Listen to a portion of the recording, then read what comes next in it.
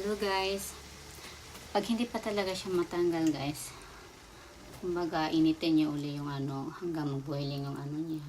Kasi ayaw pa niya matanggal eh. Kailangan kasi na yung dito din niya, katulad dito mabasa siya ba. Diba hindi pa siya masyadong basa lahat, diba? Kaya ibabad na natin uli para madali siyang matanggal guys. Dahan-dahan lang tayo guys. Pwede naman tayo gumamit ng ganyan. Kaya ako naman, kami lang ginagamit ko guys eh. Ganyanin ko lang naman siya. So ako siyang ikuan ba eh. Ipos na ko siya guys kaya para kuan.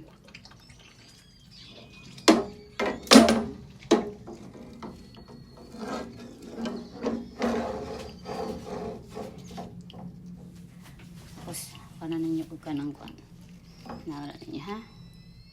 Diba? Tapos buksan muna. Kasi kailangan kasi buksan guys. Matigas naman na siya. Buksan muna. Pumasok yung tubig sa loob.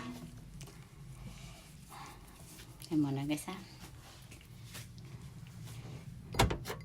Ano lang yan siya. Para ano, tanggalan nyo na lang ng ano, ng takip ba. Tanggalan nyo lang ng takip. Igan nyo na lang siya.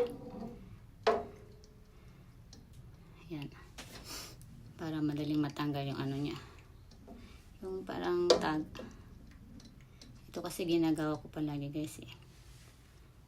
Kasi matanggal kasi siya lahat. Hanggang pag nabasa na yan siya, okay na yan. Tingnan ko muna. Ganun ko lang muna sa kamay. Hindi naman siya masyadong mainit naman. Kaya pa naman ng aking kamay. Pag hindi kaya, kumuha na ng ano, kumuha na ng ganito pag hindi pa talaga kaya. Ganun mo lang siya. Oh, maganda pa to kasi hindi ka mapasok. Yan.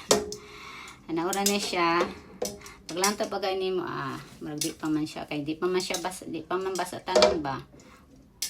Kanin mo siya, kinalam ko na siya mabasa ni siya tanan. Kaya para, ano yung tag maupal. Ay, ginoo ko.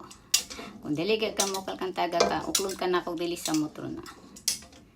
Biro lang yan guys. Biro-biro naman tayo kami sa minsan guys. Kasi mahirap pala din seryoso ba guys ba.